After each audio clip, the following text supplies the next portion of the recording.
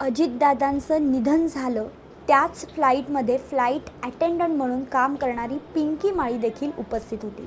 या फ्लाईटमध्ये तिचं देखील निधन झालं। तिचे आईवडील आपल्याबरोबर आहेत, शिवकुमार माळी आणि माया माळी। आपण त्यांना विचारूया, कारण काल रोहित पवारांनी एक मोठे आरोप जे आहेत ते केलेले आहेत, संशय व्यक्त केला आहे। तर नेमकं त्यांना काय वाटतं हे आपण त्यांच्याकडनं जाणून घेणार आहोत। सर, काय वाटतं नेमकं तुम्हाला? रोहित पवारांनी जे आरोप केले ते तुम्हाला मान्य आहेत?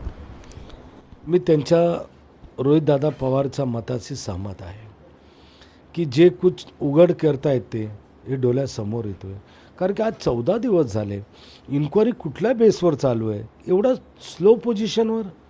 ह्याची महाराष्ट्राचा एक मोठा नेता आम्ही गमावला आहे, उपमुख्यमंत्री अजितदादा, पिंकी माली पण गमावला। असा फास्ट ट्रॅकवर या SITच्या माध्यमातून या कुठल्याही यंत्रणा माध्यमातून याची सखोल चौकशी व्हायला पाहिजे, सत्यता बाहर यायला पाहिजे की ये घात आहे कि अपघात आहे। हम लोग न कंपनी के बारे में जानते हैं, न किसी के बारे में जानते हैं। हमारी बेटी बहुत ज़्यादा अपने काम के बारे में हम लोग को शेयर भी नहीं करती थी, तो इसलिए मुझे तो पहले दिन से ही शंका था।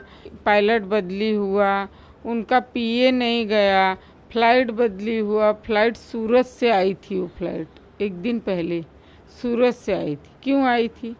फ्लाइट भी बदली हो गया, पायलट भी बदली हो गया, PA भी नहीं गया, जबकि उनके साथ हमेशा 3 से 4 लोग जाते थे। तो उस दिन सिर्फ उनका बॉडीगार्ड ही क्यों गया, और लोग कहाँ चले गए थे? तो ये सब देख के सुन के जितना हम लोग समझ सकते हैं, मुझे तो यही लगता है कि इसमें कुछ राजनीति है।